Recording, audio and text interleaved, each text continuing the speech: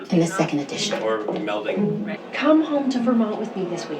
Oh, Which I think in a funny twist of fate is kind of... Well, this is nice, don't you think?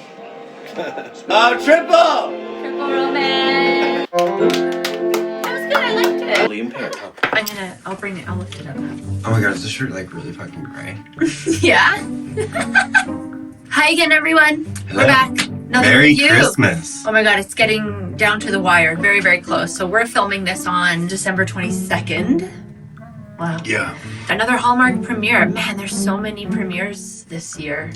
Wow, they're I just feel like we churning watched them. almost all of them. Yeah, no, it's been great. So this one is 'Tis the Season to Be Merry. Okay, when I saw the preview for this and when I read the synopsis, I didn't love the idea of like the influencer. I didn't read author. the influencer thing until I read your write-up. I was like, oh gosh, it's gonna be so cheesy. But they did a good job because they didn't harp on it. They didn't make it annoying. They kind of glossed over it and just made her a writer. And then Yeah, the focus is more of her being a writer. So right off the bat, I liked this one. I thought it was quite enjoyable and quite charming. I did too. It was quirky and fun and had like a little 90s flair. Rachael Leigh Cook from She's All That plays Mary. And love her. She's still kind of all that, I guess. I wasn't really into her back then, but she looks exactly the same. She looks great. She's aged very, very well. And Travis Van Winkle plays Chris. And I've seen him in a lot too. He looked fantastic. But it paired up with her and made sense. The two of them were great. They had great chemistry. The banter was really witty.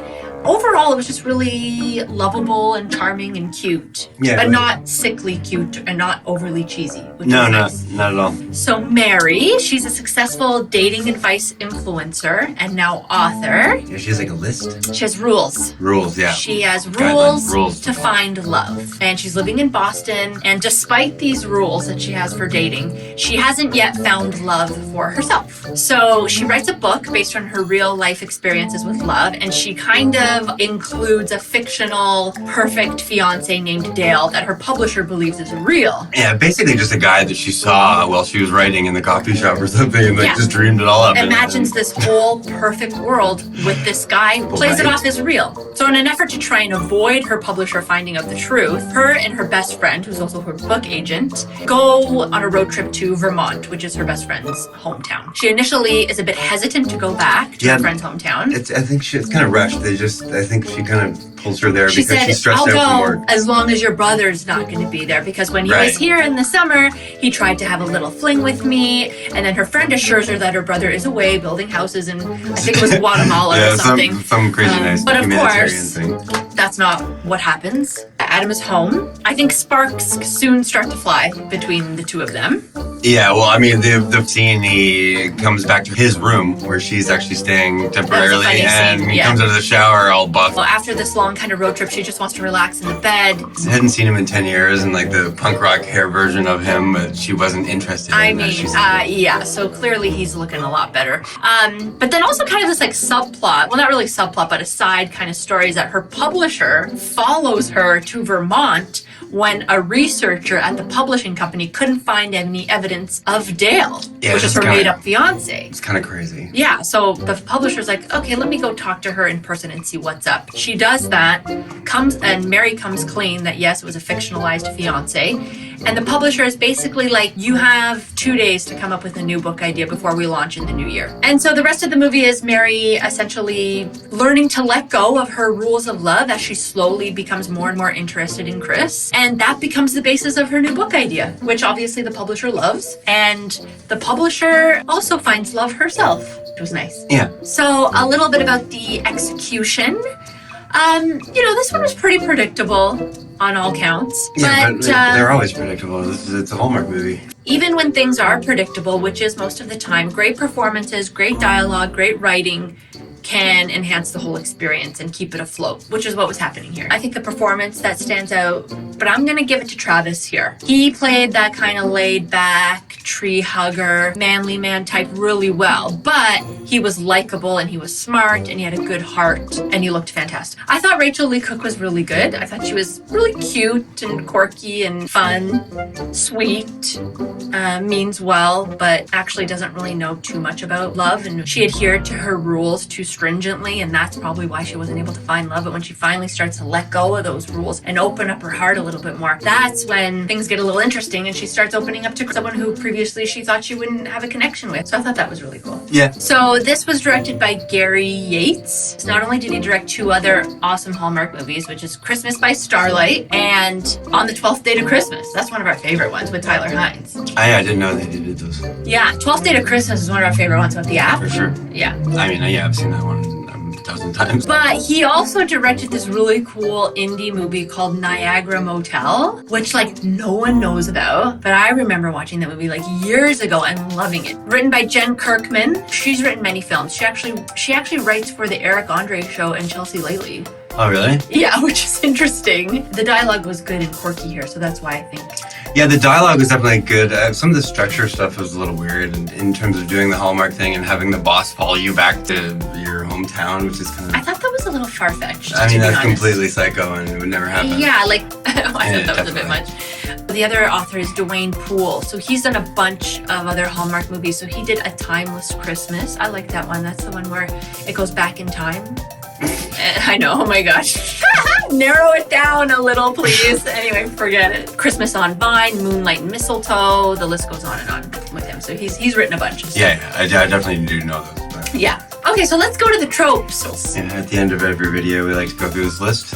We keep chiseling and making it different, but I think this is better. Well, we're refining it, I would say. As we mentioned before, not every movie has to hit every trope. No, it's or just every fun when they do, and they seem to be better when they do.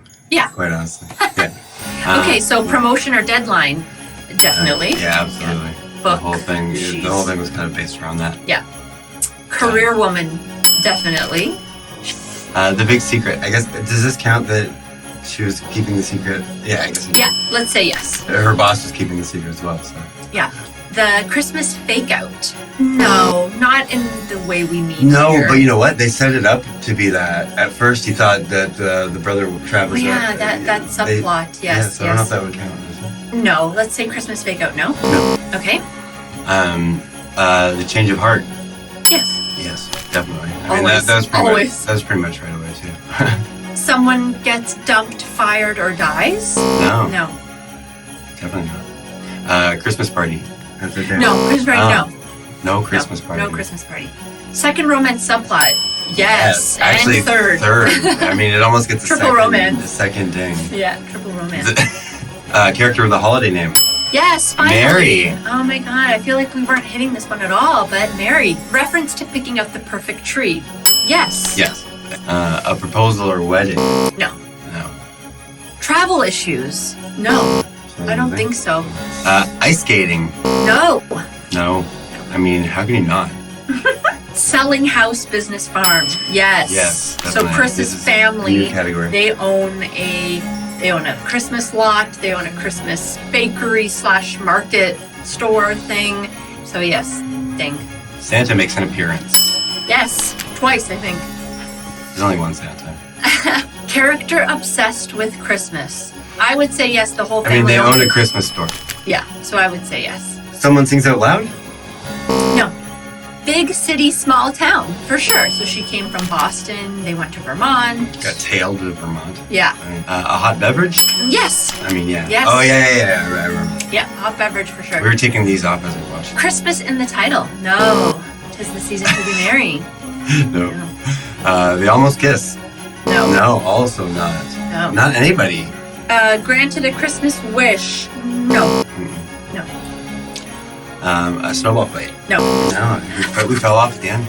A mad dash to the airport, aka let's go get her. I think yes, because they rushed to the airport to give the news story to her boss. Oh, that is true. Yeah, Even though let's give at it. that point she doesn't care because she's with the guy that gave her all the Christmas dickens. I say a ding. Okay, cool. Though that's not bad. We did pretty well, actually. So another thing we also like to do is say if it hit the hallmark or missed the hallmark. For me, I'm gonna say hit. Definitely a hit for me too. I really liked it. Cute, charming, sweet. Definitely recommended. Yeah, we're coming down to the wire now. Christmas is just around the corner. I think we're gonna have something really special though coming up soon. We're gonna do our all-time favorite Hallmark Christmas movie reviews. you prefer one to the other, and I prefer one to the other, but we love them both. And they're considered classic ones. They're pretty old, but Yeah, let's go ahead. still to this day, I'm just We'll always do the we can do the referencing, list. like, when are we gonna watch? Okay, well, maybe we can do that even before. But yeah, this is fun. Thanks for watching again. Hope Merry you enjoyed. Christmas. Merry Christmas. Happy holidays. Oh wait. No! What? Guys, he's giving me a present every day. This is amazing. What? I know.